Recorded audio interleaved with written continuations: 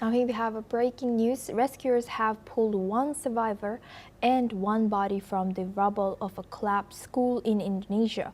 Search and rescue efforts continue as authorities work to find more victims. Details are still emerging. This comes after reports stated that 3 people have died and dozens of teenage boys remain missing after the collapse of the Khoziny Islamic boarding school. Authorities had also stated that 91 people were still unaccounted for, while rescuers detected signs of life beneath the rubble.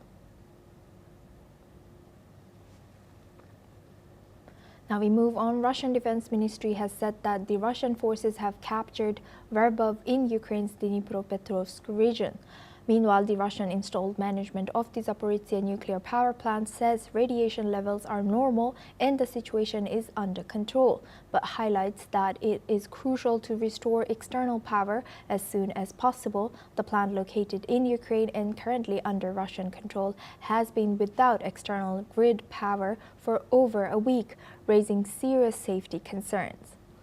The International Atomic Energy Agency reports that while the plant is running on emergency diesel generators, there is no immediate danger as long as these backups continue to function. However, the situation remains unsustainable without stable power. Ukrainian President Volodymyr Zelensky has described conditions at the site as critical. Both Ukraine and Russia continue to exchange blame over attacks and power outages near the facility, which has 6 reactors. Now for this discussion, we're joined by Dr. Satoru Nagao. He's a fellow at Hudson Institute, joins us live from Tokyo. Thank you very much, Doctor, for joining us. Good to see you. Now, looking at this, Ukraine and Russia's war continues. Looking and adding U.S. to the picture, do you think U.S. is still interested to negotiate peace between Ukraine and Russia? Yes, currently still U.S. is waiting, but at the same time, both U.S. side and Russian side try to step up their pressure towards others. So that's why the Russia Russia's drones or fighter jets enter in the other NATO countries, or some attacking to this time.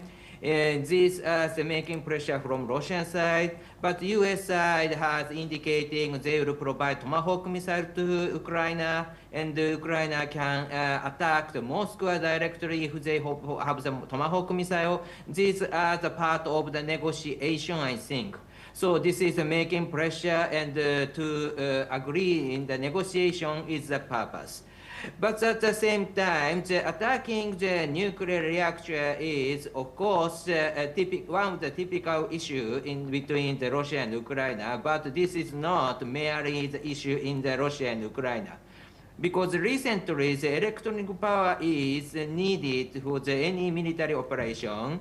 And in the June this year, the President Trump signed the order to deploy the small nuclear reactor to the military base. And so that's why in the near future, not only the submarine, not only the nuclear missile, but also the general military base, military camps will have the nuclear reactor. If any attack has happened, of course, it could be the similar situation between the Russia and Ukraine. Attacking the nuclear plant or revealing the radioactive something, these are the matter. Common matter in the near future in the war. So that's why this issue is just now, this is a little limited between Russia and Ukraine, but this issue will be the worldwide issue in the near future. As you say that this can be worldwide, this can become more common. Seeing how can these international institutions like the United Nations or IAEA play in mitigating the risks posed by this ongoing hostilities, particularly near nuclear facilities, and are they equipped to handle such crises in the context of modern warfare? International organizations' power is very limited to deal with the military issue, because we are changing the age from the US-dominated unipolar world to the more a little bit different world. In this case, the country has more power instead of the international organization backed by the United States. So that's why now we are worried about military security, and in this case, the military base demand huge electronic power, and the military base try to possess their nuclear plant. That is logical course. So this means that attacking the military base means that attacking the nuclear plant, small nuclear plant inside of the military base, that could happen. So international organizations try to set up the rule, but there is a military reality, so that's why the international organization cannot stop this move, I think. Right. With that, I would like to thank Dr. Satoru Nagao for joining us and sharing that insight from Tokyo. Now we move on. Emergency services have said that flash floods in Ukraine's southern city of Odessa have killed 9 people, including a family of 5 after torrential rain in the region. Rescue workers have worked through the night, battling havoc from severe weather and floods in Odessa.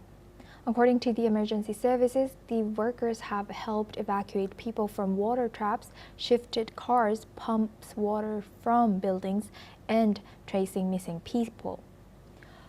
A total of 362 people have been rescued in the continuing effort, the emergency service has added. Governor Ole Kieper has said that the region is now suffering from torrential rainfall for a second day. He has said that over 500 workers have been involved in the rescue effort.